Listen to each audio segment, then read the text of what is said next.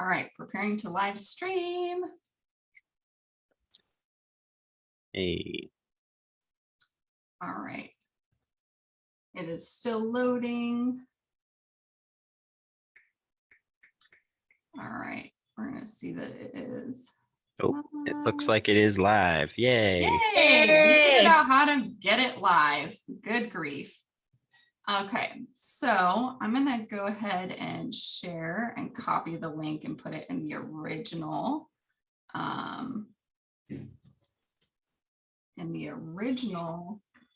event. So I'm going to make a little bit of a adjustment here. And while I'm doing that, I'm going to go ahead and just take a moment and welcome everybody to our live event. It's the first time we've been able to go live as a team at WTP in quite a while. It's been really, really busy, and you know, we've been working together to create some really meaningful events as an organization and strategizing. Last year, Washington Trafficking Prevention got our first, state grant and went through a merger acquisition. It's been a really, really busy few years for us. So, it's really exciting to have team members that are really committed, that are, experienced doing really great work. And it's just an honor to be here with all of you today. And so I want to take a minute and just have folks on our team that are new introduce themselves, so you can go ahead and get to know them. And then I will hop in last and introduce myself while I'm over here trying to toggle the right things and get people invited and have the links. So I'm going to go on mute really quick, and again, welcome. Hi, everyone. So my name is Garcia, and I am the outreach coordinator for WTP. I just recently moved from Utah to Washington and started working with WTP in the middle of December. So it's been a short amount of time that I've been with the team, but I'm really excited to be part of this team, and just happy to jump on board with our prevention work and really start moving along the wheels on all of our volunteer services. Hi, everyone. I'm Jasmine Conway. Everybody affectionately calls me Jazz. I am WTP's new prevention specialist. I also recently relocated to Washington from Wisconsin. I have experience in direct service provision to survivors of domestic violence and sexual abuse and sexual exploitation. I have also lived experience. I am directly impacted by pimp-controlled sex trafficking, and I'm excited to be here and to be doing prevention work. Hi, everybody. My name is Ben Lopez. I use he, they pronouns, and I am the new men's accountability manager at WTP. I'm so excited to be joining the team and continuing the awesome work that has been happening at WTP over the years. I come from working in mainly higher education, but also in kind of corporate America, doing different anti-oppressive kind of liberation kind of work. So I'm excited to be able to focus on men's accountability because that's something that is a real passion of mine. So yeah, I'm excited to be here with y'all. Hey, thanks for hopping in and doing some introductions really quick while I sit there and try and figure out things.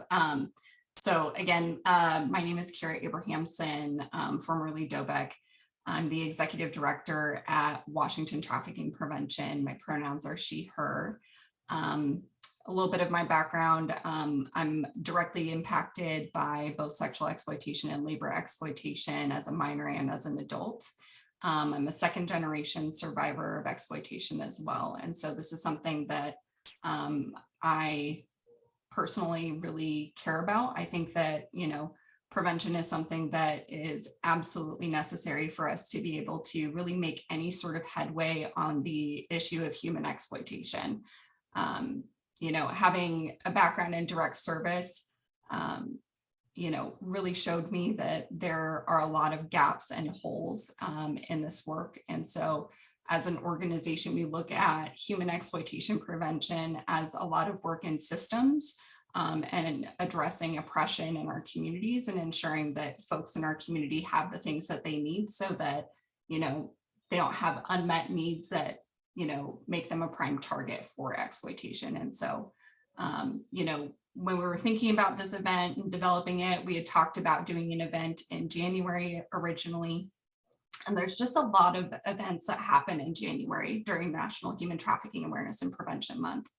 And unfortunately, what all of us have noticed doing this work is that there's a lot of desire to get involved in January, and then it kind of peters off. And so in this Real Talk session, we really wanted to call people back into this issue because exploitation happens year-round in our communities throughout Washington, throughout, Turtle Island, and throughout the entire world. And so when we're talking about exploitation today, one of the things that we had talked about is that, February is Black History Month. And so we wanted to make sure that what we talked about today did acknowledge some of the history of folks who have been doing just incredible work in the community for so long. So I'm not sure that the links that we posted in our original event are showing up for folks right now, but I do want to give a really quick shout out to the YWCA up in Seattle. There's a really incredible amount of work that has been being done and is being done to provide culturally specific services to Black survivors of domestic violence, sexual assault, and exploitation, as well as our partners over at Our Sister's House in Tacoma. They've been providing services for 20 years to this community. They had a group home, I think back in the 90s.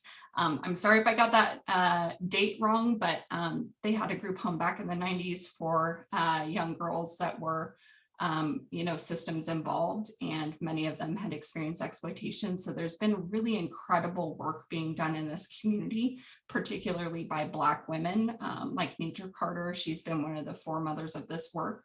And I really, really appreciate all the mentorship that she has provided. And she was doing this work before people, knew what human trafficking was, and when it was a really big catchphrase. And so when I say Nature Carter is one of my teachers, she's one of the women that helped save my life early on. So I just wanted to acknowledge those who've come before me and before all of us. Because there are unsung like mothers of this movement. So, and there's many more. But I want to go ahead and pass things over to Ben. Awesome. Thanks, Kyra. In the spirit of acknowledging those who came before us and are allowing us to do this work today, we also want to take a moment to acknowledge the land that we're joining y'all from. We're joining y'all mainly from Coast Salish and Inter Salish peoples' lands across the Pacific Northwest. Specifically, though, we're on Puyallup, Nisqually, Steilacoom, Muckleshoot, Umatilla, and Walla Walla, Spokane, and Kalispel Nations land. And so we're very grateful to be able to be joining y'all from this land today. These communities have been in the Pacific Northwest since time immemorial. And as Pacific Northwesterners, they were experts at navigating waterways, and water was a huge part of their culture. Salmon and cedar specifically were big staples, both within their diets, but also within their clothing, the ways that they made tools and their houses. They used cedar trees to build longhouses and lived largely in those. They are currently still around today doing awesome, amazing work. They're offering healthcare, child support, employment, and cultural services to tens of thousands of people across the Puget Sound area and in Eastern Washington here.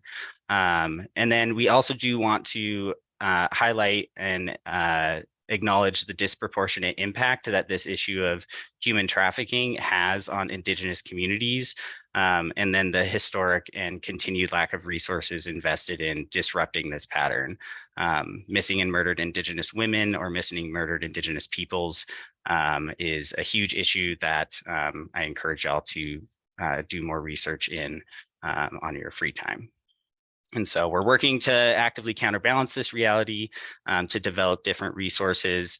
And so stay tuned to what we're going to be doing in the future, because we do have some great resources for specifically Indigenous communities coming. So thank you. And with that, I'll pass it off to Jazz.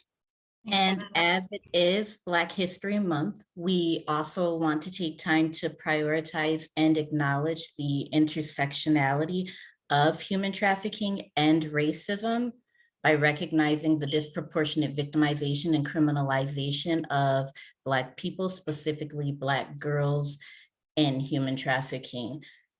In a Rights for Girls 2019 blog post, Sharice Hopkins posted that in King County, Washington, Black girls represent approximately 1% of the general population, yet they account for 52% of child sex trafficking survivors. And while many states have safe harbor laws or laws that protect minors from being arrested for prostitution charges, some states do not. And in 2017, Black children accounted for 52% of juvenile prostitution arrests, and Black girls accounted for 61% of prostitution arrests. Girls of color account for 22% of the youth population, yet they make up 66% of incarcerated girls. And the adultification and hypersexualization of Black survivors is what contributes to the disproportionate victimization and subsequent criminalization of us. And although Black youth often have vulnerabilities, such as histories of sexual abuse, child welfare involvement, or homelessness, they are more often arrested as a result of their victimization, and this is thoroughly traumatic and unjust.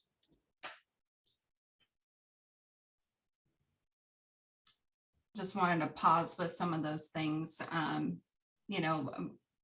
I really appreciate you sharing those stats, because I think that there's not enough conversation that's happening outside of like the people who are insulated doing this work on a day-to-day basis, right? A lot of the messaging that you see when there's any sort of awareness is like a poor, like a sad looking young white woman that's usually, handcuffed in a dark room with like smudges on her face or, duct tape over the mouth and things like that. And that's not an accurate depiction of what is going on. And I think also that there's a lot of harm that's being done in our community by service providers. And so I just want to take a moment and just share that, again, I'm a white woman. I'm of, European and Eastern European descent, particularly Ireland. And one of the things that I experienced as a survivor providing direct services when I was at OPS and at Kent Youth and Family Services doing, crisis response with Kent Police Department is that the vast majority of the people that I worked with and, provided, support or exit services or advocacy to, the majority were Black women and girls. And something that always came up was just the number of intersections that folks have with, the oppression of exploitation. But when you have also race and racism step in, unfortunately, a lot of service providers just don't have the capacity or knowledge or expertise to provide services to Black women and girls. And so, and this is true again for many communities, but the thing that I want to highlight is that if you have a client, I think that as service providers, and I'm specifically talking to white women and men and folks that are maybe more gender diverse that are providing direct services to survivors, is that we don't always understand the nuances, and folks don't always feel comfortable talking about those nuances with us. They want to be in a space where they don't have to explain and educate people on their victimization, because they're sitting there trying to get support and help, and having to explain the nuances is really traumatizing, to be honest. And so as a practice, as a community, I think that having robust partnership, number one, is huge and important, but secondarily, recognizing when we're not the ones to be providing those services because we're not the best ones to be walking alongside that person who is seeking services, it is best to refer out. And so a couple of agencies, again, I want to highlight the work that is being done at the YWCA in their program for, specialized services for gender-based violence.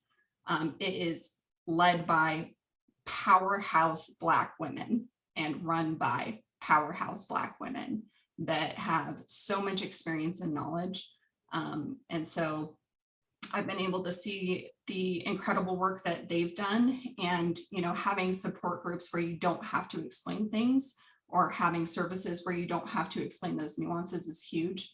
I also want to highlight the work being done at our sister's house in Tacoma. They've been doing work in this field for, over 20 years at this point, and they're just remarkable, absolutely remarkable. And if there's any funders or people who like to donate money listening in on this, please support these agencies doing this work, because otherwise there's people who just don't receive the services that they deserve and need. And, personally, I'm not any better than or any smarter than. I just walked into services and was lucky enough to get the support that I needed and deserved. And everybody deserves that opportunity. And so I think that it's important that we all acknowledge how harmful this movement has been to anybody who falls outside of being white, the right kind of victim, the right gender of victim, and the right sexuality of victim. So, Jazz, do you have any words that you want to add or correct it or amend anything that I said? Yeah, I was just gonna kind of piggyback right off of you and just say, as a Black survivor, I definitely bear witness to and can attest to the disproportionate criminalization of Black survivors as a reality, and the subsequent, I think, marginalization and oppression of Black survivors, even in the anti-trafficking movement and survivor leadership. And the reality is, there is something to be said about cultural competency in which you do not feel the need to validate your experience. The person that you are sharing your experience with just already gets it, because they can already identify with some of those commonalities or some of those contributing factors. So we are not minimizing the work that we can each all contribute and do for each other. We are just making sure to state that there is space for cultural competency and for warm transfers when it is appropriate. So, like, part of that action, like when it comes to those referrals, like if you have housing money at your agency and support groups and all of that stuff, and the person that's coming into you has, needs for housing money and support groups, refer out for support groups, provide the housing money, right? So we help people in the right way, in a good way. And then, they can get support within community that makes sense and is relevant to them. Something that I encountered personally while I was in the life here is that sex buyers would negotiate money a lot more with women who are Black.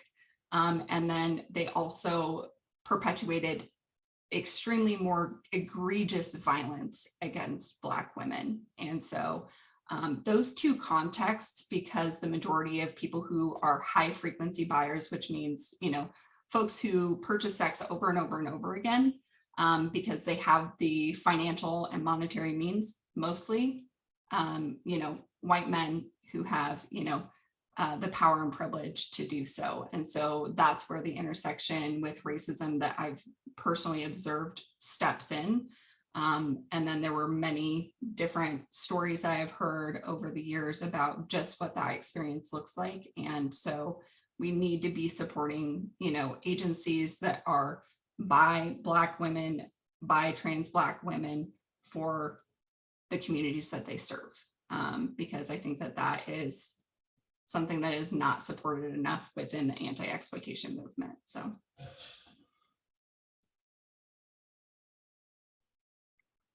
And so, Oh, sorry. Jazz, do you have any final thoughts that you want to share with people? I know that you mentioned adultification, hypersexualization, and how it contributes to victimization, but those are words that are very specific to our field. So one thing I wanted to ask is for people who don't work in, nonprofits or, in anti, violence work, can you explain what that means a little bit more? Absolutely. So there are studies that indicate that actually young Black people that are youth are adultified or assigned more adult attributes at a much younger age than their white counterparts.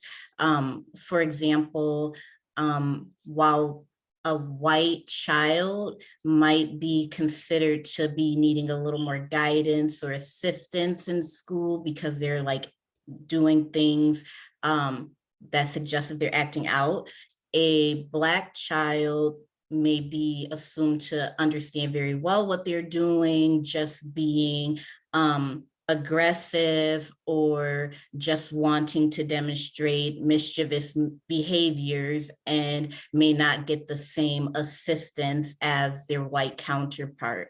And with hypersexualization, that tends to be Black girls from a very young age are objectified more, seen more as womanized. And so they're basically sexualized,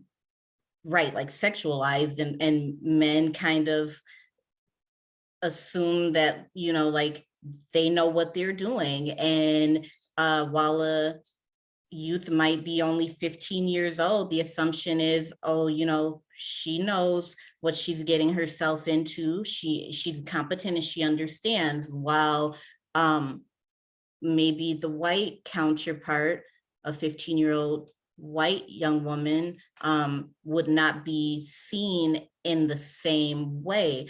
And I think that that has a great deal to do with the fact that typically it's white cisgender men that are the buyers. Sorry to have put you on the spot for those two things, but I really wanted people to understand how those two things can and do impact folks in very, very real ways. It happens to many communities, and I want to make sure that everybody has the same information that we all have. So I really appreciate you explaining that, Jazz, because it is something that, again, happens all the time. I've seen it happen in schools with the referrals I've gotten. Even the way that, if a teacher calls in, would call in to me and say, hey, I've got a student, there was a big difference in how they would talk about the person's experience with exploitation, depending upon gender and depending upon race. And so I think that it's really important that we take the blame off of the young person, put it back onto the people. Absolutely, because not to interject, but the language will change. You will see that the language changes. Language like assailant or trafficker or perpetrator is often utilized with our white counterparts, and language like pimp, bottom, are more associated with Black survivors. So definitely there are many nuances, and I just want to like reiterate that we're not by any means suggesting that folks don't do what work they can do. We are just suggesting that like a part of doing this work and a part of being a true ally and advocate is knowing when you may not be the best person to do the work. And that humility piece, like knowing when you aren't the best person to be providing services, like none of us should be in this work to like pat ourselves on the back and like be able to go and tell our friends so that we feel good about ourselves. Like that's not the point of doing this work. The point of doing this work is to make sure that our communities, like, and everybody in the community, nobody is left behind. And a lot of folks are being left behind right now. So right. And I do want to also, I'm sorry, Kyra, for interjecting. No, you're good. You're good. I do just want to also take this moment to acknowledge that we recognize that, you know, it's not all encompassing race. So we're not just suggesting that this be, you know, an actionable step for, you know, warm transferring of a Black survivor to a Black survivor-led organization. We're suggesting that this be an actionable step to take for any survivors that you may not really share in their experience or have any relatable considerations that allow you to really connect interpersonally with this survivor. Yeah, and I think that also, you know, the other part of that too is when service providers can do things like, and I don't know about you, Jazz, so I'll speak for myself and you can speak for yourself and your experiences, because survivors are, we're not a monolith. We have different opinions, we have different feelings about things, but like one of the things that, you know, I appreciate is when people say, hey, I know you need these things. I can provide you with these things right here. I want to try and help you with this thing here, but I'm worried that maybe I'm not always going to be the right best person for you. And there's another agency that I would love to introduce you to. We can go there together type thing, and you can tour it. I've already toured it. Like, I would go and seek services there if, you know, it would have been relevant for me to seek services there type thing. But like having those conversations with people in a really real way actually builds trust. It doesn't, you know, disintegrate trust or violate it when we have those real conversations with people. So.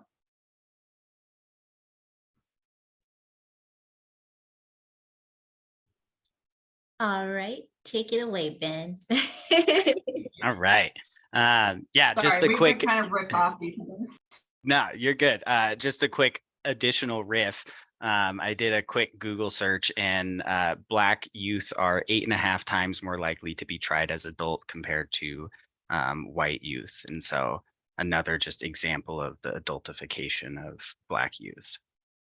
But in the spirit of trying to do the best that we can and not cause harm as we are providing service to survivors, we are going to be doing some myth busting today and talking about different myths that we hear oftentimes in the movement or just we hear in society about what human trafficking or sex trafficking is like. And so the first myth that we have, Jazz is going to be kind of debunking for us.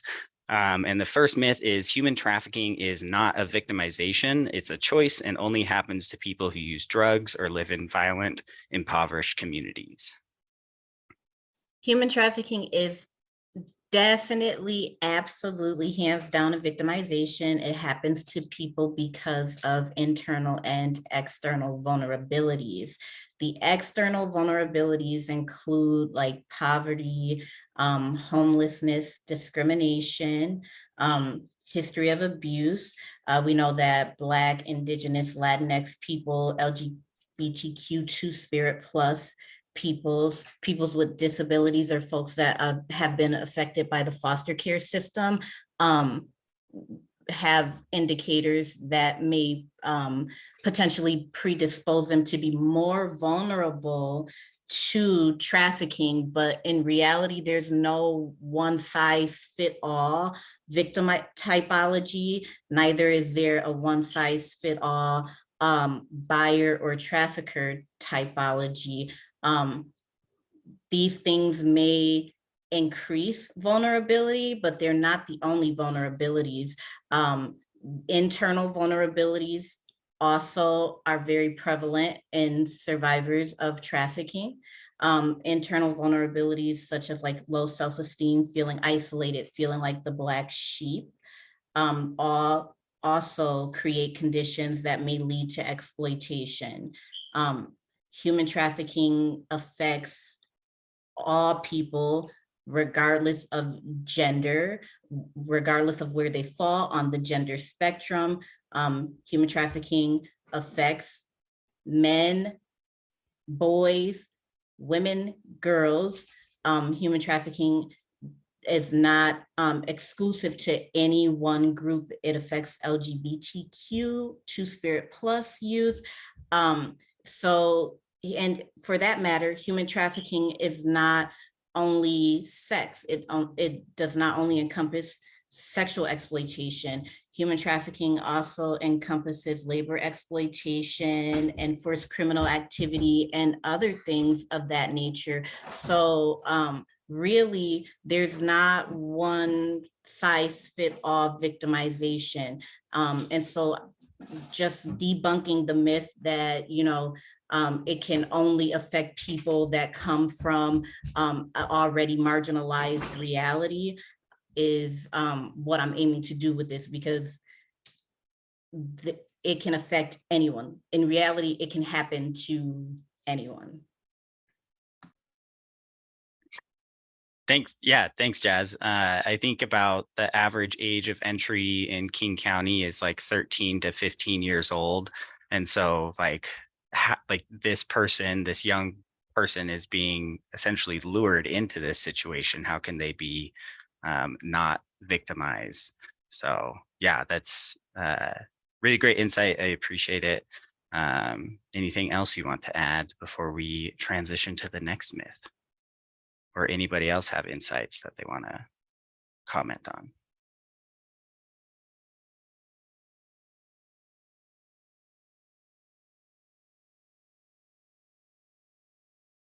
Awesome. Thanks, Jazz. Welcome.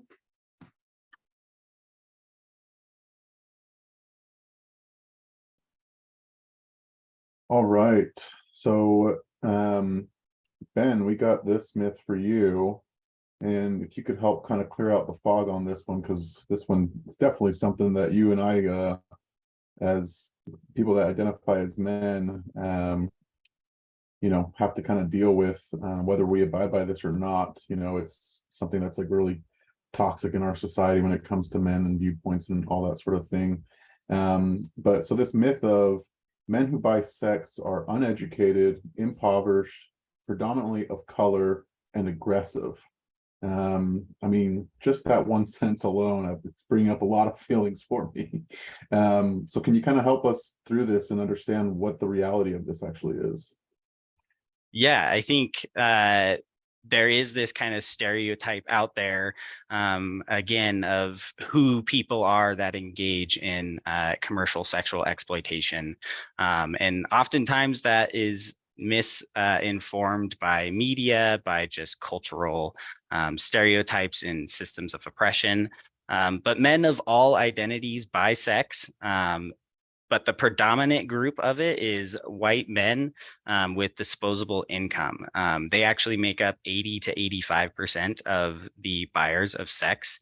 And that's kind of makes sense, because buying sex means that you have to have disposable income to some level. So you have to have extra money. And a big, huge example that we've seen in our society recently is the whole Jeffrey Epstein situation. These were largely wealthy white men who were engaging in this sex trafficking of minors largely too. And this is like these white men are oftentimes able to avoid accountability because of all of these privileges that we mentioned of having lots of money and kind of getting the benefit of the doubt given to them rather than being automatically seen as a criminal. And so an example from around here in the Pacific Northwest is there was this group of men that called themselves the League of Extraordinary Gentlemen. And they were 33 tech executives and wealthy business leaders in the Bellevue, Seattle area who trafficked multiple women from Korea to Bellevue and Seattle and brought them over, promising to help them get on their feet and help set them up with new lives here in the United States, but then trap them in different apartments around Seattle and Bellevue and force them to have sex with League members. And actually, he created a website that prosecutors called a Yelp-like website where buyers could go and find women and review women.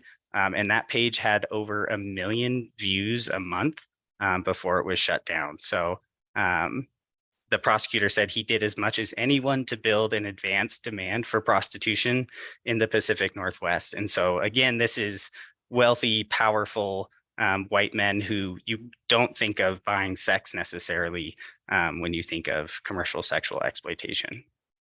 And then of those 33 tech executives, one person went to jail for 75 days and received a $3,000 fine.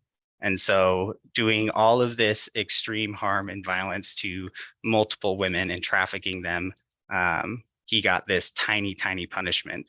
And for context, that same man, Charles Peters, who is the ringleader of it all, he spent $30,000 on buying sex in 1 year.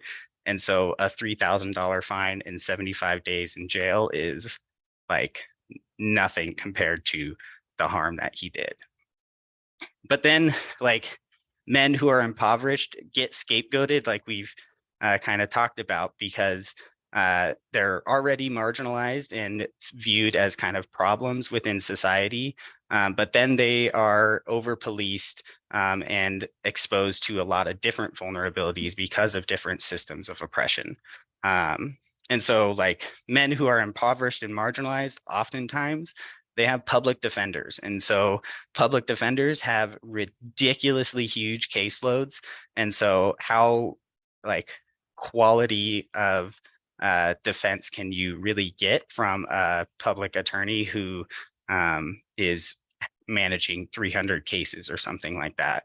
Whereas if you're wealthy, you might have a lawyer on retainer who can take the time to really focus and navigate your way through the court cases. Also, like this League of Extraordinary Gentlemen were renting out luxury apartments around Seattle and trapping women in them.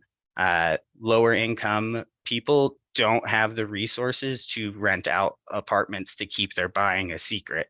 And so it's can't be as discreet. And so they are the quote unquote easier targets for police. And so they get caught up in stings a little bit more frequently. And so then this kind of self-fulfilling prophecy of Black men or men of color are the predominant buyers. But when you're over-policing one community and only going for the low-hanging fruit of people that don't have a lot of resources to defend themselves, it's going to be somewhat of a self-fulfilling prophecy of them committing this crime more often. Yeah, those are some really good points, and it actually reminds me of when I used to work at a youth center in Utah, where we served at-risk and homeless youth. A lot of those kids were getting trafficked, and if we were able to find out about that, what usually was going on was it was somebody from the east side in Salt Lake City that was coming down to where they knew they could find vulnerable people, specifically vulnerable youth. And a lot of times these kids were getting snatched up like at the bus stops, or even just like right outside of the shelters. You're absolutely right. You know, it's like a lot of times it is people with power and money, because if they do get, well, people with power and money feel like they have less to worry about, right? And then if they do get caught, they do have the money and the power still to be able to combat those issues in court. And then, you know, they get out free, or they're not even put in incarcerated and whatnot. And they keep causing harm. And so, yeah, thank you for bringing those points up. And I think it provides a lot of clarity as to like what we're actually dealing with here. Yeah, and even like you mentioned that kids are getting snatched up. I even think that snatching is kind of a myth too, of these kids are oftentimes lured in with things that require money in order to offer. And so even traffickers are predominantly wealthier, or people that have access to more money. So yeah. Yeah, no, absolutely right. I mean, when I think back on it, and excuse my wording there, when I think back on it, a lot of what these traffickers would use on the youth that we were serving was alcohol, shelter. They would offer sometimes money, but then they would never get that money, right? That was the way to actually lure them in, and to think that, to give them a promise or a false hope that they were going to get some money. And then the youth, you know, they're absolutely in survival, and so they just they're lured by that, and they absolutely go towards it. I think it's really important that we recognize that people that are in survival are going to make decisions to be able to get from 1 hour to the next, 1 day to the next, 1 week to the next, 1 month to the next, whatever that is because you're literally living minute by minute by minute. And if somebody puts something out there for you that, you know, looks like it can help you out or get you to that next minute or moment, like you're going to follow that. A lot of the work that we would work, or a lot of the way that we would educate kids is on harm reduction, and trying to make those decisions that are going to reduce the harm, rather than increase it or inflate it. But thank you so much for providing some clarity on those points there. Of course.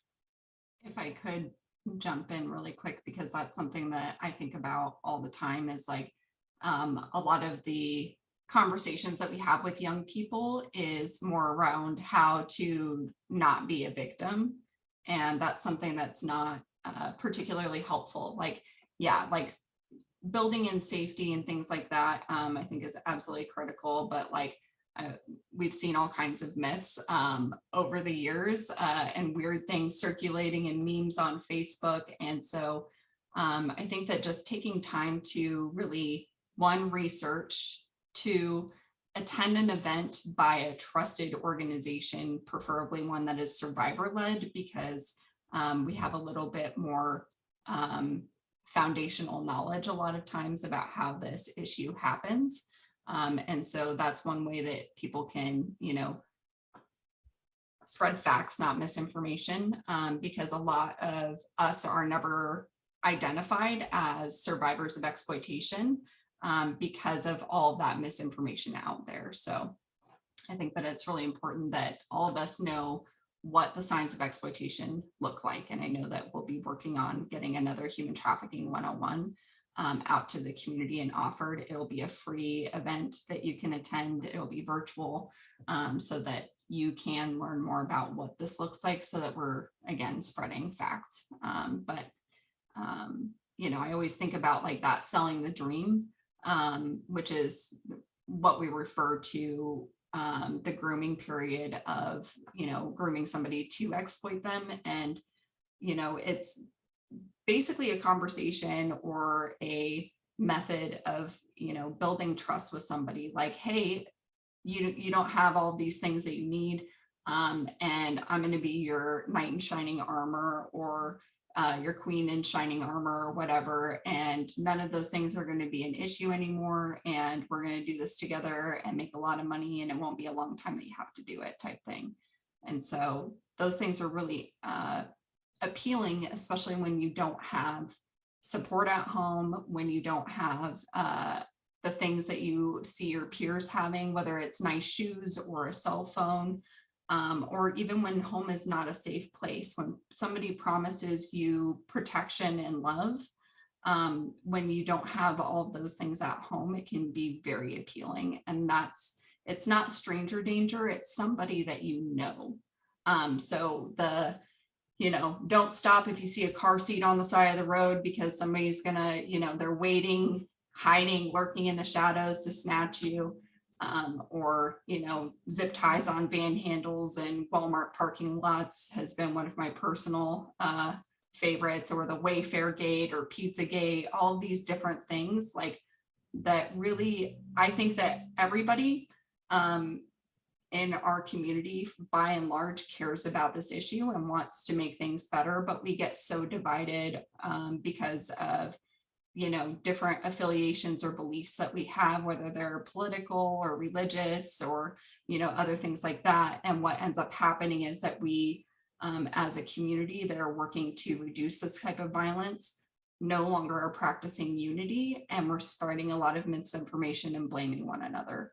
And it's not helpful, and it hurts survivors. So rather than hurting survivors, I think that it's better that we just come together and learn about the facts of things.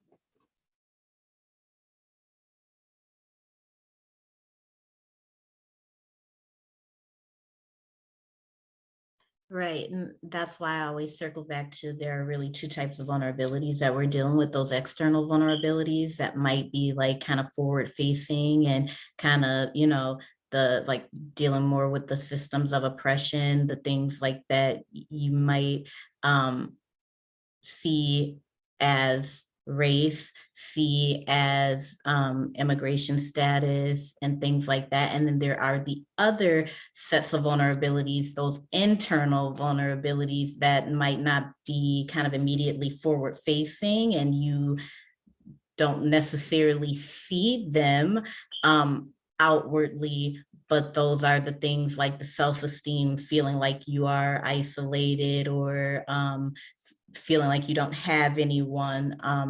And so I think that it is really a combination of both of those kinds of vulnerabilities that you'll usually see have borne out and manifested into an exploitative occurrence in someone's life. So a combination of what Carlos highlighted, as well as a combination of what Kyra highlighted. So then the next myth that we are going to be addressing is one that we are going to give Carlos a opportunity to discuss, and that is that volunteering and donating are not considered activism. Yeah, so one thing I want to clarify on this one is that this is maybe more a little bit of redefining and a little bit of myth. So with volunteering and activism, they a lot of times don't go in the same boat in like part of like our societal norm and how we view that. If you look up the definition of activism on Google, it quite literally says the policy or action of using vigorous campaigning to bring about political or social change. That's like really exhausting, and I can't imagine just like having to use all of my energy vigorously every single day because I want to create political or social change. We have to be realistic about what activism actually means. And we have to be realistic about using that type of definition for activism is actually like excluding people and how they can actually participate in activism. Volunteering very much is part of activism because there are a lot of organizations, nonprofits, us in particular, that are creating a lot of political or social change because of the support that we are providing to our communities. And we cannot provide that support without our volunteers. I think it's like a pretty well-known fact that nonprofits very much rely on the support of their volunteers. And therefore, like, it's not appropriate to acknowledge that, like, some people are coming in to volunteer because that's their way to participate in activism, because they can only commit 1 hour or 2 hours, 3 hours, whatever that is, a month or a week, whatever that might look like, to be part of the political or social change. And I mean, we just acknowledging that we live in a very fast-paced world, right? Requires so much energy for us to exist in. It's absolutely crucial that we recognize our own ways of participating in that positive change. And if we aren't doing that, then again, we're kind of being like gatekeepers about like how people can be participating in volunteering and how that relates to their own personal thoughts on activism. The work that our volunteers are taking part of with us in particular is so immense. It really exponentially changes our efforts in prevention work. It allows us to network even further than we are right now as professionals. It means that we have more feet on the ground, we have more ears listening, and we have more hands pushing forward our efforts to really get us to where we're trying to get to. And so it's really important that we're adjusting our view and that we acknowledge activism, because it can allow us to maintain the needed energy that we have to participate in activist movements, work, etc. And it's just not the same for everybody, right? Somebody that is maybe 80 years old and wants to be part of the change can come and volunteer with us, and that could be also through like providing a donation. That is, again, activism, because you're being part of the change, right? And if that's the most you can do, that is enough. And it's so important that we recognize it in that way, because everybody's enough is very different, right? And with WTP, you know, we want to recognize that all of our volunteers are going to be participating with us soon here. There's going to be a lot of diversity, and I, for one, love diversity. And so I really look forward to all the different volunteers that we're going to be joining. They're going to be joining us soon, and really pushing forward the movement and the change that we're trying to create in our communities. And so, yeah, I think, again, it's just a little more redefining and a little bit of myth there, right? But yeah, I think if we can change our views there, then it really speaks to being inclusive, right? And allowing everybody to be part of that change. And to kind of piggyback on that too, Carlos, I think like, at least from my perspective and probably everyone else here, like, no matter who you are, getting involved in this work is going to be beneficial for you, because whether we are directly impacted by commercial sexual exploitation or doing service work, but not having a direct connection to it, or even just a normal person in society, like, this is all beneficial for everybody. So yeah. No, I mean, that's absolutely right. Like, it is a myth. And I will also say it's a bit naive to think that even if you have not experienced trafficking yourself, it does impact you 100%. There's people that are living next door to you that might be dealing with trafficking, or maybe victims or survivors. They themselves may have family members or friends that are dealing with this, right?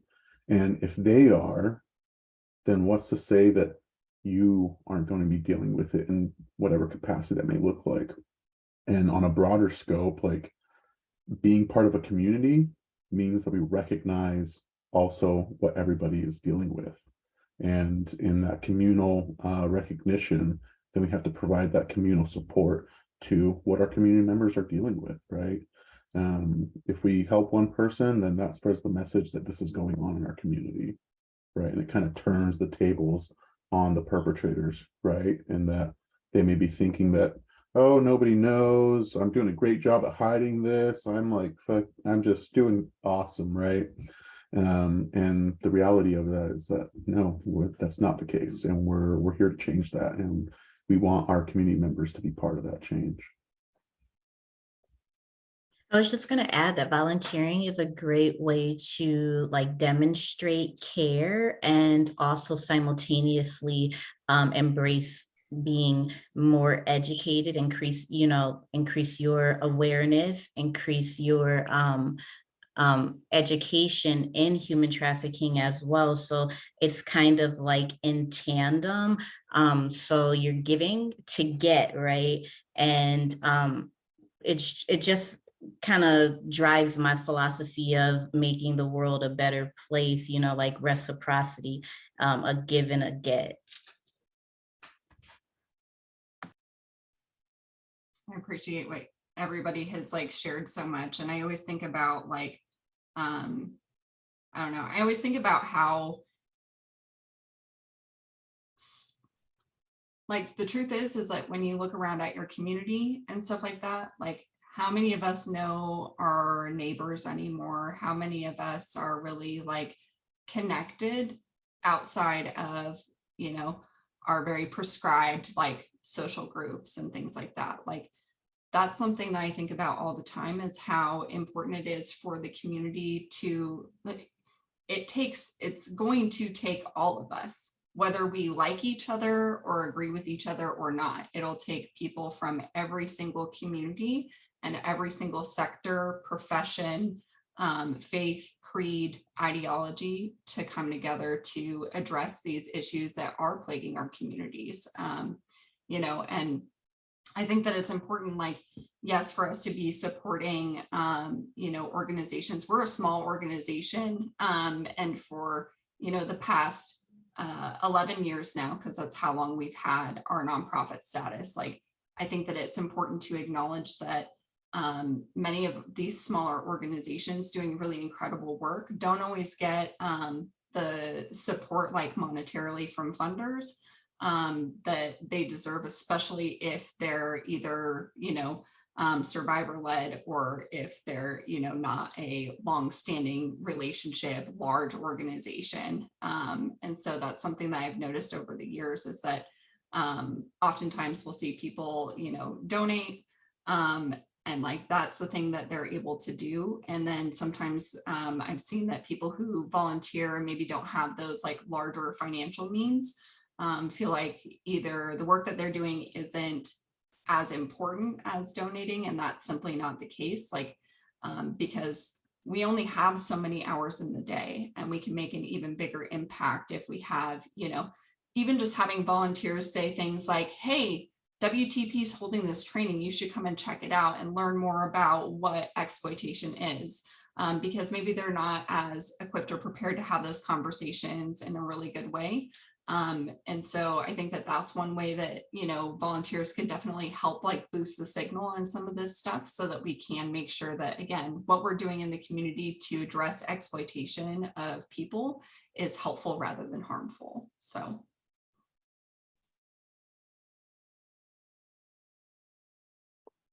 Thank you for that. All right, so we got this next myth here for Ben. And again, Ben, another good one, really bringing up a lot of thoughts for me here. So this myth we got here, men need more sex than women, and that is why they are the overwhelming buyers of sex. Please, Ben, help us out here. Yeah, this is like such a common myth that I hear all the time, both within conversations about commercial sexual exploitation and just like everyday conversations with other men in my life, of like, men just need more sex than women. And men definitely are much more open to talking about it, and are it's much more acceptable for men to be talking about it in public, especially compared to women. I think about like back to middle school or high school, and like all the popular guys were the ones who were with the head cheerleader, or all of the pretty girls were around them. And then like there was the locker room talk that surrounded it all, of like, oh, okay, so they have these pretty women around them, what's happening? And that was always oftentimes in a sexual kind of nature. And then this is just written off as like boys will be boys, and it's fine that, you know, we're just objectifying these women because that's normal. But it's normalized because we think that testosterone is like this crazy sex drive hormone, but it's actually not a sex drive hormone explicitly. It is a hormone that contributes to sex drive, but women have sex drive as well that doesn't come explicitly from testosterone. Progesterone actually is necessary in order to create testosterone, and women have a lot of progesterone compared to men. And so these things being kind of misunderstood and normalized as having boys having higher sex drives. It teaches young boys that they don't need to learn to control their sexual urges. Like the whole abstinence only conversation that many of us might be familiar with. Oftentimes it's like the idea of like women just need to like keep their legs closed and not be having sex with anybody. But then men are, like said, told don't have sex maybe, but that's about it. There's no real in-depth conversation. And then they go into locker rooms and have all of these things normalized. And so there's this idea that men don't need to control it, but then there's also the idea that because women don't have as much testosterone, they don't have as high of a sex drive. But that is like a complete myth. Research shows that all people have generally the like same amount of sex drive. There is definitely fluctuation, but like there's no big gap across different genders. And so we see that women being viewed as being less sexual sets a different standard for the types of sexual interactions women are allowed to have, how many of them. And then if they do have multiple or different interactions that aren't labeled as acceptable for women, then they get labeled as a slut or a whore. Thought, which is an acronym for that hoe over there. I didn't realize that until like a year ago, and I was like, holy moly, that is such a horrible acronym. But like these things are commonplace in our society. And so all of those terms, though, are related to people in the life of being prostituted. And so that even then just furthers this like normalization and acceptance of the harm that women in the life experience. And so it trains young boys and men to see prostitutes as being bad girls and deserving of their situation. So, yeah. And I think a lot of the myth that you talked about in there is like the myths even around like sex drive and hormones and all of those things is why it's so important to have comprehensive sexual education for all genders, because we are, you know, gender diverse in our communities, and also we have like diverse relationships in our communities, you know. And so I think that if we're going to ensure that people understand what's going on, and even identifying sexual abuse or things that are unhealthy or sexual assault or exploitation, like that's why the comprehensive sex education bill was something that needed to be passed a couple of years ago, is because we haven't been providing accurate sexual education at all. And those things cause harm because when we don't understand our own bodies and we don't understand what's okay and what's not okay, like the internet is what educated the millennial generation, right? And right now it's going on for all the generations that are coming after us as well. But prior to us, what was it? It was pornography, it was Playboy magazine. And so if that's those conversations that people are having, you know, that's not actual education around consent. That's not education around how our bodies actually work. You know, and as a 36-year-old woman who's worked a lot in this field now, there's even things about, you know, my own sexual or reproductive health that I didn't understand until I was 35 years old, right? Because I wasn't educated on it. I didn't understand those kinds of things. And so having those conversations, I think, is really, really important.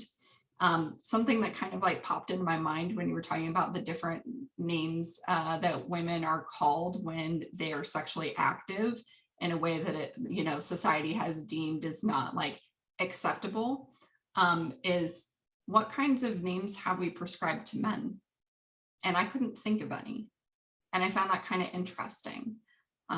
So I think about like the I don't know, paternalized views that are kind of held within our society that actually increase violence against people who are not seen as like the right type of victim. And I hate the word victim, which is why I always put it in air quotes. You know, and so I've seen it play out over and over again. And so that means when people experience violence, they're more likely to not come forward and not reach out for help. And we're more likely to experience like suicidal ideation or die by suicide or, you know, experience substance use disorder. You know, I remember several years ago looking at a study around people who are injection drug users and folks that experience, you know, use intravenous drugs. Like I'm talking like 9 out of 10 have been sexually abused as children. And so, you know, when we look at who we're demonizing in our society, like how far are we backing up the clock to really look at things? And so I think that it's important that all of us critically examine on an intellectual and spiritual and emotional level these beliefs and why we hold them in our society and what kinds of harms and impacts it has on people being able to get help if they need it. Yeah, definitely. Thanks for adding that, because I think in this myth too, there's the assumption that all men are buying sex want to be buying sex, and that's absolutely not true. More research shows that like 76% of men who are buying sex want to stop or don't want to be buying sex. And so again, we see it being harmful, especially, of course, to those who are being trafficked. But it's also harmful to those who are buying because they're buying to meet some sort of need in their life, whether that be the intimacy that we've talked about kind of being missing because we don't know our neighbors. We don't have a community in the same way that we used to. Plus, men in society are kind of pressured to prove their manhood all the time. And one of the ultimate ways to prove it is by having sex with somebody. And so, or sex with a woman specifically. And so there's this complex reason as to why men are engaging in buying sex. And I think it's great that 76% of them don't want to be buying sex and want to stop. And so our goal and my goal as the men's accountability manager is to like get that 76% higher and get that 76% to make the decisions in their life to stop buying sex. Because when we engage in these things, like I said, we refer to them as toxic mimics, and they're ways that we try to engage in some sort of real connection with somebody else. And so I think about like in this situation, sex is a intimate connection and relationship with somebody, but that also requires a lot of vulnerability. And so buying sex or even watching porn is a really quick and easy way for men to engage in sex without necessarily needing to put all of the effort into establishing a healthy relationship. And so the more we engage in these kinds of activities, the more we kind of erode our hope or our understanding of what a true relationship looks like, because we just constantly settle for this toxic thing. And like everyone knows with toxic things, like the more you take, the more poisonous it is for you. And so that kind of can be why men sometimes struggle to break this cycle, even though 76% of them want to, because it's like any other kind of addiction. And then just really quick, we had a comment down in the chat on our live on Facebook from Jay, who I super love Jay. And the comment was, women also have testosterone. And you were absolutely right. We didn't mean to leave that out of the conversation. I just wanted to highlight that because Jay mentioned it and I was like, oh yeah, we should probably do like point of clarification for anybody listening to this.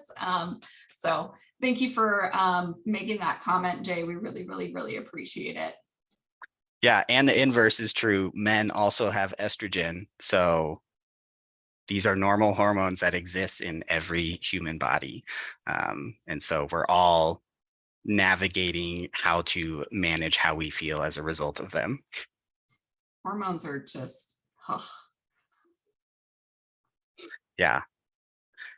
For I real. want to get started on a rant about our food, but the desire is there and I just wanted to name it so I don't. All right. Well, we have one more myth that Carlos is going to debunk for us. And that is that the issue or problem is so big that volunteering won't do much at all. And so please take it away, Carlos, because that is absolutely not true. Yeah, and going back to my previous myth or redefining, that it again just sounds so exhausting, right? Like the problems in the world are just so massive that there's nothing that we can do about them, and we're just wasting all this energy in even trying or thinking about doing something about it. And it's just absolutely not true. So I did some Googling, and something I was able to find was that, and this is reported per AmeriCorps and the U.S. Census Bureau. Apparently they team up together in providing this data. But it's an estimated 23.2% of Americans, or more than 60.7 million people, formally volunteered with organizations between September 2020 and 2021. That's a lot of people that are volunteering. And it seems wild to dismiss and negate the reality of all the effort that these people are putting into to volunteer. I mean, for that time frame in particular, 2020 to 2021, not trying to bring up bad years for anybody, but like those were some pretty tough years, right? And I think that those numbers really show how we as community members going into volunteerism can really make an impact and help each other get through some of like the hardest times. And obviously the pandemic is not over by any means, but you know, we still have people on that front that are volunteering and putting forth the effort to combat those issues. It's really important that we recognize that nonprofits specializing in prevention, crisis, education, or supportive services, we rely heavily on the support of our volunteers. Without our volunteers, it makes our job that much harder, right? I think it's not an unknown that nonprofits don't have the same kind of money pools that major corporations or businesses have. You know, we really need the help of our volunteers to push forward our efforts and whatnot. And we really have to say a big thank you to anybody in the past that's volunteered with WTP and plans to volunteer with us in the future. Like, we are so thankful for you, and I promise there'll be like a recognition event for you and whatnot, because we got to honor those people. But you know, it's I can't think of another word other than that it's just rude to dismiss the effort that volunteers put into organizations such as ours. And something we can kind of talk on to kind of help people understand like the scope of this is, as WTP, we're working in prevention, right? And so how does prevention impact change? Well, prevention really is targeting the issues upstream. And for WTP, that means that we're equipping our most vulnerable populations with awareness, education, and tools. Our volunteers are supporting those efforts. They're literally helping us continue to do that work. I know all of us are like working super hard, and there's some things that we have to kind of offload over to our volunteer base because we can get greater numbers there and push forward some of the work that we're doing, right? Prevention in and of itself puts the power of knowledge in the hands of marginalized communities, at least with the work that we're doing and what our mission states. And those communities that historically have not had access to that information, again, our volunteer base is helping with that. Prevention prevents misinformation, assumptions, etc. And again, volunteers are helping with that. Knowing means that we don't have to assume or come up with like these wild thoughts or continue to create myths, right? The more volunteers that we have, that means more people are becoming educated on what we're working on and what the issues are.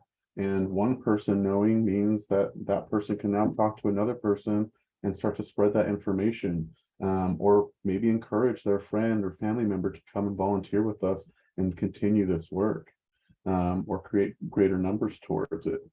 And going back to this piece of just like what prevention actually means, like the way I always like to picture prevention is just like this wild, crazy river.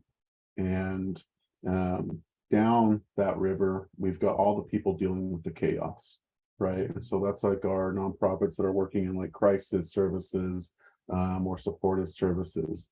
Well, being part of prevention means that you're helping offload some of that work that they're having to do.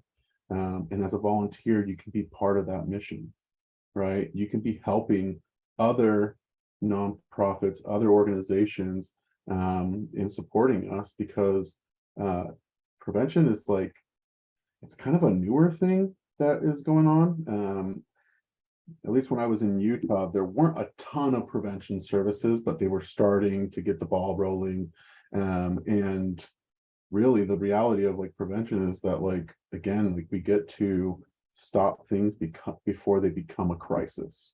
Right. And Carlos, I'll just add really quickly that that's why it's super important for the volunteer pool to be diverse, right? Because they'll be taking all of the education that they gain through volunteering back to their diverse communities, their respective communities. And you see, an example of where even bringing it back to, like those cultural nuances and things like that, like the volunteers gain the ability to sometimes stand in the gap as active bystanders in their own communities, because they may have a different perspective and a different knowing, and be able to, like liaison into their communities in a more effective way than someone else that may not be a participant in that particular community can. So it's a learning for everyone, but certainly one of the reasons why I always encourage like a very diverse volunteer pool. And the same thing with the skill sets. You never know when your skill set may be needed, so like come as you are and bring what you bring, and certainly we can find a use. No, that's so true though, because like I don't think anybody here claims to know everything, and that we are the the one and onlys that are going to be able to solve these issues, right? And that's just such a good speaking point, because like you're right, it does take like the diversity of our community to really challenge these issues and to create that long-term change, right? The more volunteers that we have involved, like I was saying earlier, that's more people that know about the issues. And more people that know about the issues, the more that we can provide the needed information, the tools, education, awareness, etc., to the people that aren't getting them, right? And we can really change that thinking of like, again, it's not happening in my neighborhood. Well, actually it is, but you're just not seeing who it's happening to, right? So that awareness really is just such a huge change. So whether or not you're actually going into somewhere and you may be going to like the homeless shelter and helping them fold clothes, or you're going to help WTP with like a fundraising event, that work matters.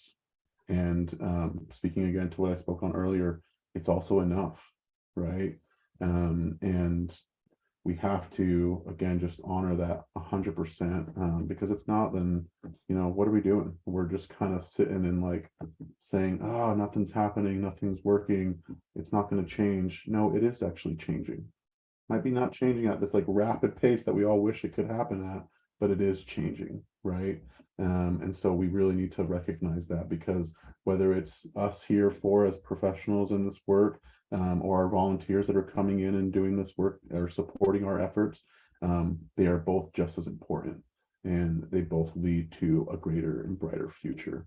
And so please, if you are interested in volunteering whatsoever, even if it's not with us, but we would love to have you part of WTP in our volunteer base, think about it. Think about what you can do, and recognize that your efforts matter, and that they will create change in some form or another. You may not see it right in front of you in that moment, but it comes in time. And that's something that we just need to be 100% recognizing at all times. If I may hop in really fast. You know, one of the things I've run into in this movement, especially when it comes to volunteering or donating or whatever, is like very much this desire to like save somebody who's been exploited. And I have been out of the life 10 years as like December of 2022, right? My exploitation experience began when I was a teenager. And what I can tell you is that even 10 years out of the life, I still have a ton of fallout from all of that trauma, and it's long lasting. So prevention doesn't always, it's not as shiny as like, oh, like we saved this person from, you know, the life, they were rescued, which are both very not our, like my community's words for ourselves. That's allies' words for us, right? And I think that that's, again, one of the benefits of having a survivor-led organization is some of those nuances, and volunteering with an organization like ours or other survivor-led organizations is that you'll know what those nuances are. But I would have much rather never experienced exploitation. It takes hundreds of thousands of dollars in government dollars to recover from exploitation. And I'm not even close to being there at 10 years out. And every survivor that I've ever talked to at 20 years, at 30 years, at 40 years experiences that. And I also— Never ending. It's never ending. And I also want to say that there's a lot of really unfair pressure put on survivors that work in this movement to be perfect and not have that fallout. And I'm here to like say on behalf of my community that we do experience the fallout. It is not our fault. It's not that we're too damaged to be doing this work. It just means that like trauma is not like, it doesn't get solved the second that you get out of the life. You still have housing stuff that you're experiencing. You still have like financial, criminal legal system, legal financial obligations, all And that stuff. Kyra, that's why I would submit that we are the very people to prioritize doing this work, because we are acutely aware of how this trauma manifests and perpetuates itself year after year after year. Exactly. Yeah. I still struggle from time to time, and depending upon like life events that are happening, it can bring up stuff from 20 years ago. And it's hard. It's hard. And I think that, you know, when we look at prevention, yeah, it's not as like shiny. We can't say like, you know, we serve this many survivors, but what we are doing when we go into schools is we're teaching young people like about exploitation, helping them learn how to build community, be active bystanders, look out for one another, recognize when somebody might try to be doing something a little bit weird or something off, and where they can go and talk to somebody to get help. We're teaching people about the fact that it's okay to get help, that if they've experienced exploitation, it doesn't mean that, you know, life's over and things are never going to get better. We're also helping, you know, community members that, you know, provide services where they might encounter a survivor. We're helping them learn how to not harm us further so that we stop seeking services and never get help and end up going back to the life. But I will say that, you know, number one, volunteers are absolutely necessary for us to be able to do our mission, because burnout in this field is very, very, very, very high. We cannot do it alone. And kind of secondarily to this is that, you know, as an organization, one of the things that we value is actually like making sure that the people doing this work every day are not having to constantly fret and worry about how they're going to support their families in a full-time job. And so the thing about donating is that a lot of public funds or, you know, funding applications, they don't want to help pay for staff, which if you're a funder listening to this, please stop doing that. We need highly specialized people providing services that are qualified so that we can actually do this work. And that's across the bar. I don't care what nonprofit it is. We need to have highly specialized people providing those services. And they need to be paid a livable wage. Last year, you know, one of the things that we saw from the National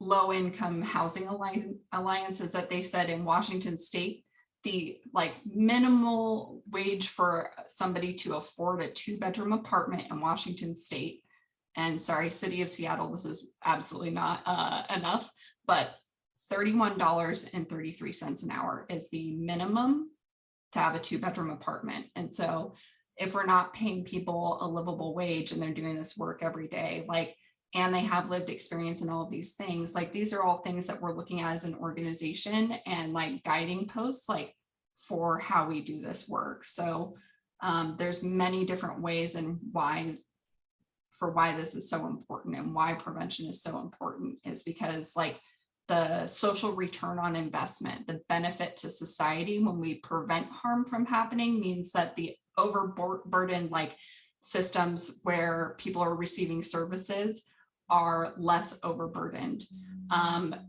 You know, less healthcare issues, less long-term impacts of trauma and all of those things. But like when you back it up even further, the impact on me and like as a human being, I wouldn't have all the barriers that I have mentally, spiritually, emotionally, financially, and like my children and my children's children and those that come after me in my family and in Jazz's family and in many of my other, you know, sisters' families, you know.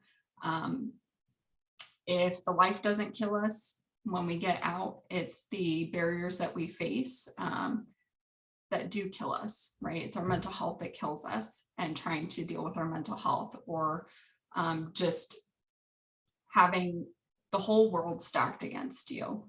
It's really hard to get out and it's really hard to stay out of the life once you do get out because there's just not a lot of opportunities for survivors, especially with all of the different barriers that have been kind of highlighted today. So. And one quick thought on that too is like a huge prevention thing is men having these conversations with each other, because we are, as men, like we are overwhelmingly like 98% of the perpetrators of all sexual violence. And so that's not, again, because we are horrible people or all of these things. We're somewhat taught to engage in slightly harmful behavior and potentially extremely harmful behavior through society. And so like as a man, like I was taught to be somebody who protects and makes the people around me feel safe. And I think that's a common thing amongst men, but obviously men aren't doing that because we are committing so much harm. And so my goal as the men's accountability manager is to like have these conversations with men to be like, hey, like, where does this idea of all men are trash come from? Because like statistically, we are creating a lot of trash or harm in society, but that's not because we inherently are trash. It's just we're engaging in behavior that is harmful. And so like, I want to gather men together to have that conversation and be like, let's engage in healthier behavior so that way we can avoid these toxic mimics that I talked about earlier and get those real connections that we want. But then also obviously so that way we can disrupt this harm and prevent it from happening for women and other survivors. Yeah, that's a really good point, and it just makes me think back to what you were talking about in your myth, Ben, about let's see, you said 76% of men don't want to be buying sex, right? And so, you know, what are men doing to actually create change there then, right? It's like one thing to think that you don't want to buy sex or be part of like not wanting to participate in that, but the thought and the thinking is just like the first step. And men, we need to do more than just think about it, because we're really good with thinking and taking no action, right? And that there needs to be a huge change there. And I think for men, I can recognize for myself when I was a lot younger and like, you know, noticing that like, crap, like I'm kind of like a toxic dude right now, like, or I said this really toxic thing, or I did this toxic thing, and wanting to change that. Well, like, yeah, like thinking about it's not going to do anything unless you actually start to do something, right? And that something can be joining Ben's Men Accountability Group, taking part in that, learning more about human trafficking, putting yourself in a space, maybe as a volunteer, so that you can learn more and help educate other men in your community. And so again, like if it's volunteering, there can be a great impact there, and that can be part of the change that we as men decide to like initiate within ourselves. Or again, it could be taking a bigger step if you're ready to go there and joining Ben's Men Accountability Group or program. But there needs to be less talk and more action, right?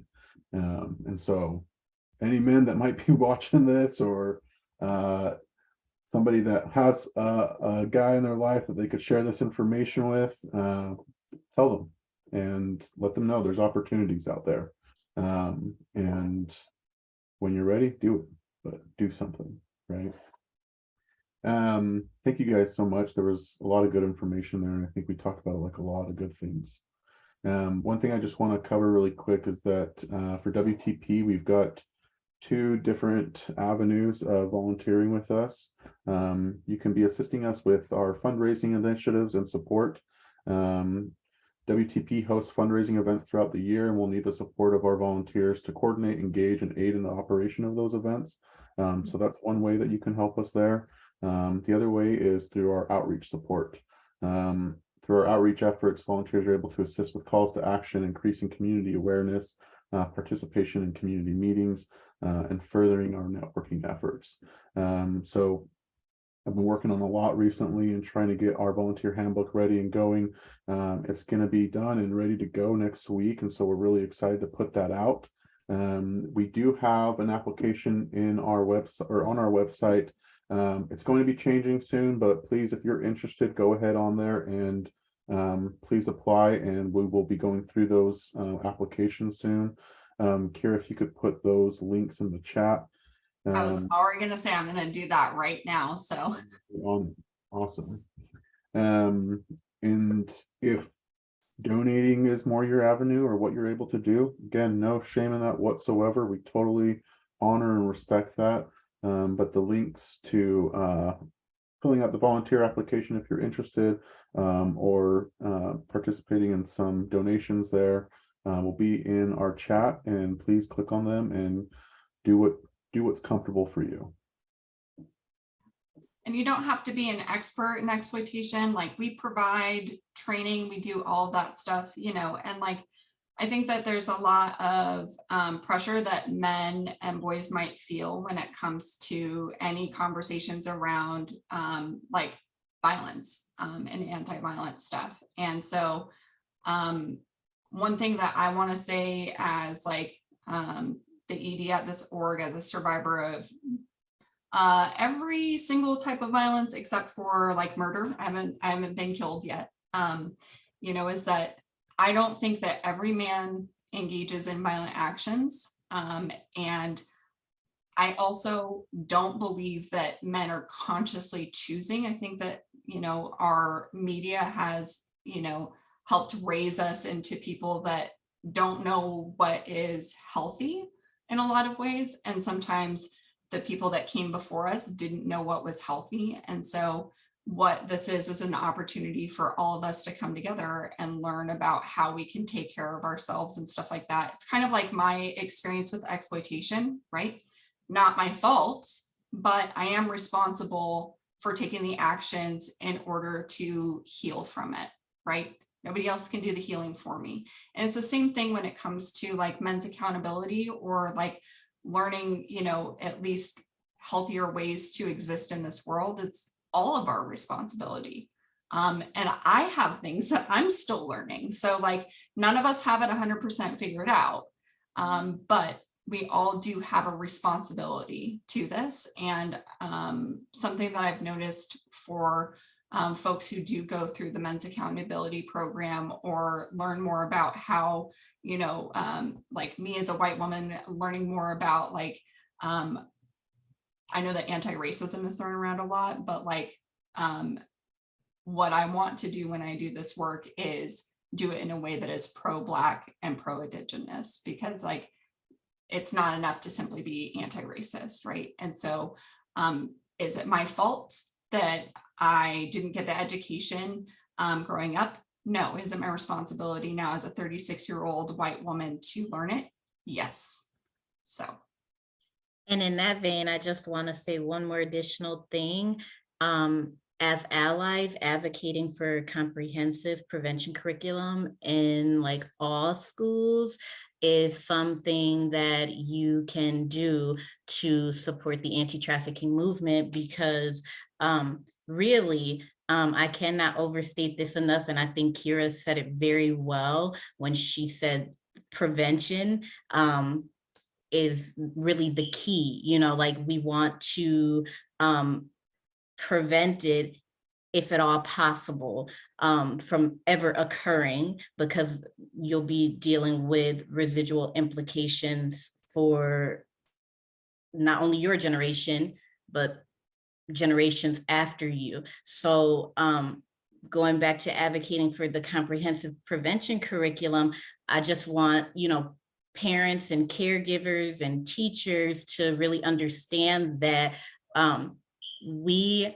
may be candidly explaining things at time, but we're doing that because like we are trying to really arm the youth with understanding of what they are up against in the form of exploitation. So I know that, sometimes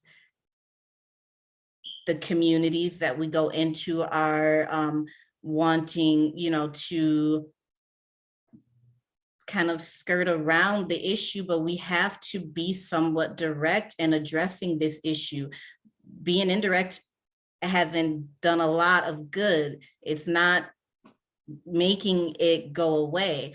The only way to actually effectively prevent is by us talking about the truth of the matter on a factual basis. And so I just think that that's another thing that everyone can consider as a way of being an ally too. And pro tip, as somebody who's currently parenting teenagers, kids are seeing sexually explicit content at like 6, 8 years old. Okay. If your child has one of these things, it's a cell phone or a tablet or access to a computer or watches YouTube or anything, like they have access to this information. It is not new. And it's a little bit ridiculous sometimes how much people don't want us to talk about what this actually looks like. We're not going into anywhere and ever trauma bombing on people because that's not effective. Like fear tactics don't work. But when we're giving like factually and medically, correct information, when we're talking about the intersections with oppression, whether it's racism or people who are,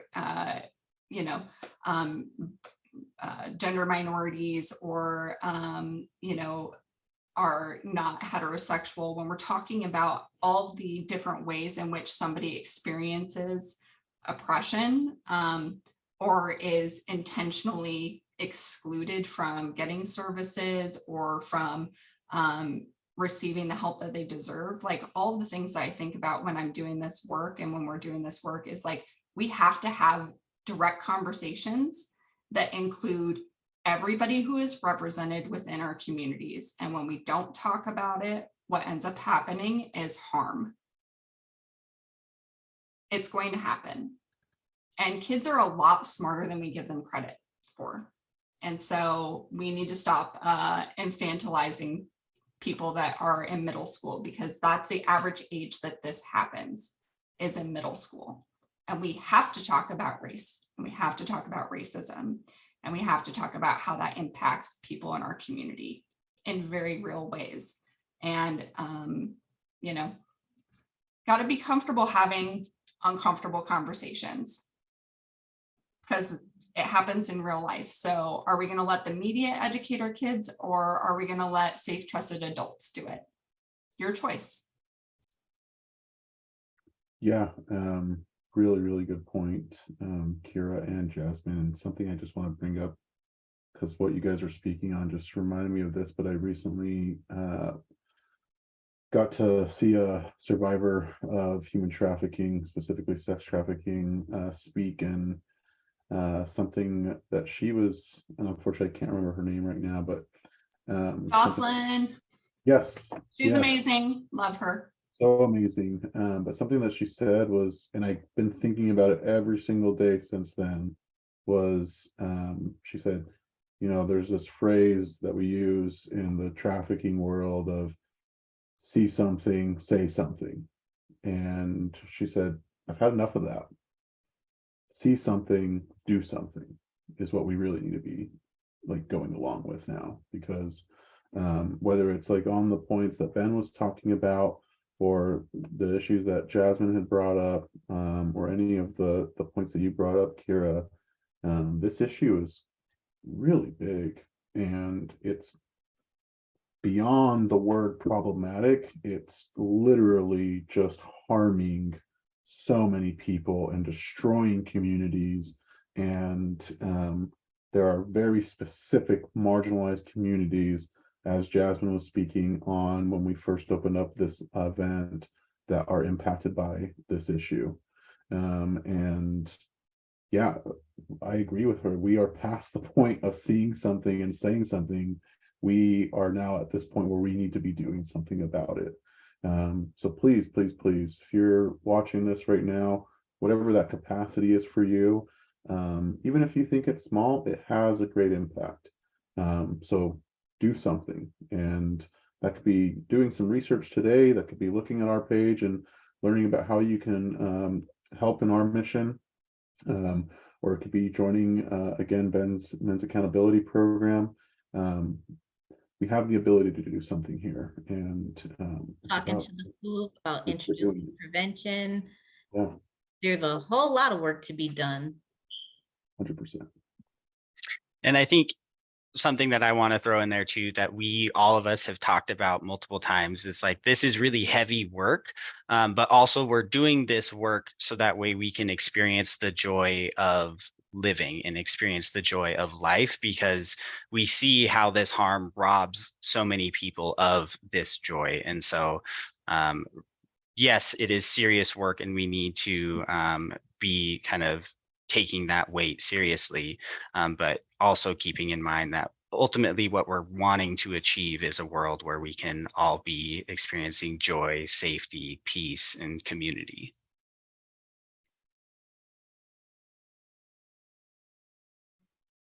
I just adore y'all. And I'm just saying, Tiffany McBride, our operations manager, who's been at WTP longer than me, for a long time, it was just her and I at the org. And then Cami joined us. And Cami, I'm sorry if I get the year wrong, but I think it was in 2021. Yes, it was 2021. I'm remembering timeline. The pandemic has really ruined my brain a little bit, but it's just been, a very small team for a long time. And it's just like so beautiful to have all of the people that we have doing this work together. And so I'm not like a little excited, I'm ecstatic for all the people that are here with us. Carlos has been working really hard on our volunteer programs at WTP. Many of you probably remember we've had coalitions against trafficking, and we're working on restructuring things just so that we're better able to mobilize as an organization and as a volunteer base. So if you've volunteered with us in the past and you join and you're kind of like, what are all these changes? It's because we've looked at it really strategically as an organization and thought about what is going to have the most benefit to the community when it comes to prevention. And so we're so excited to be relaunching the ability for our volunteers to be involved with our mission at WTP.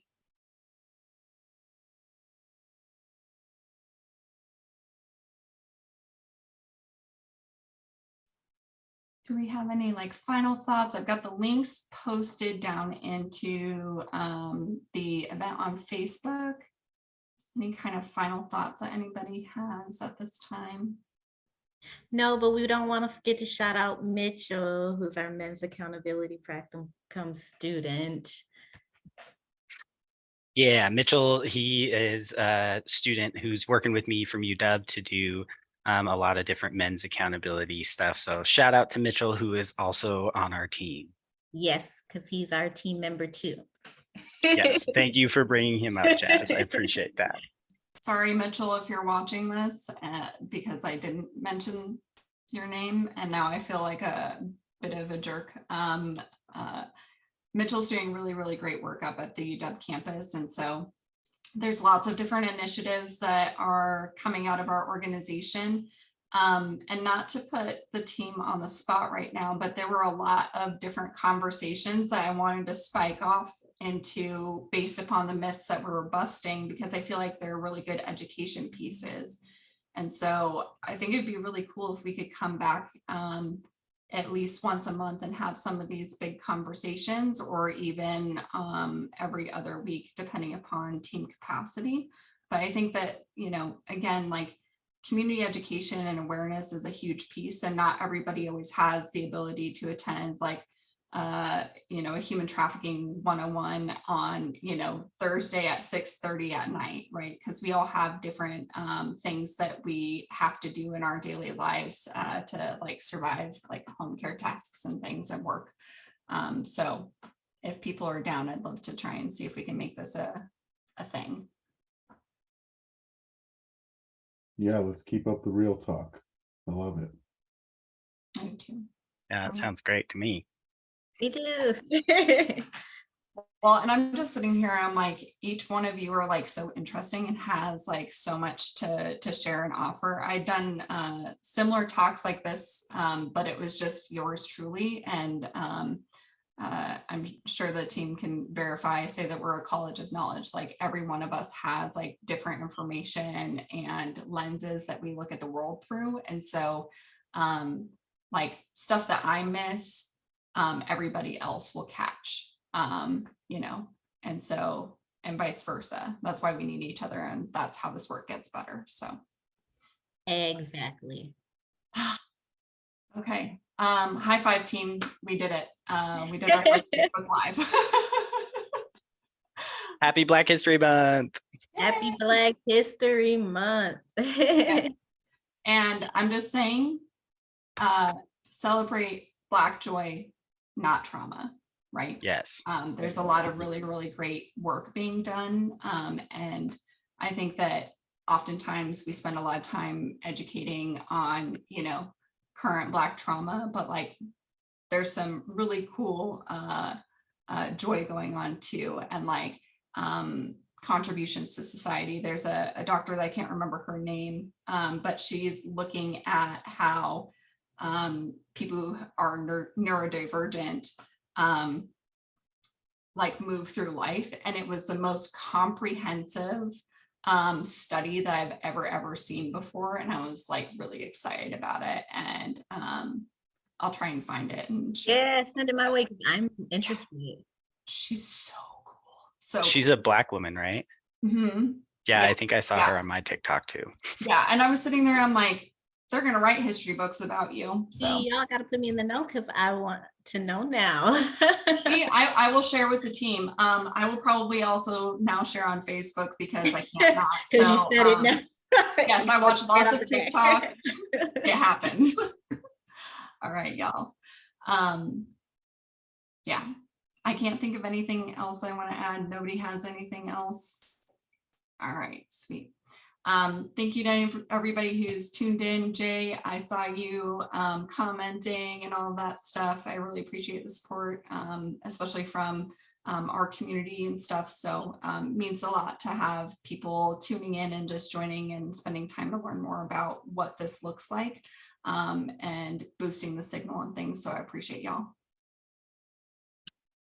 All right. Everyone. Peace and gratitude, everyone. Thank All right, you. take care. Bye.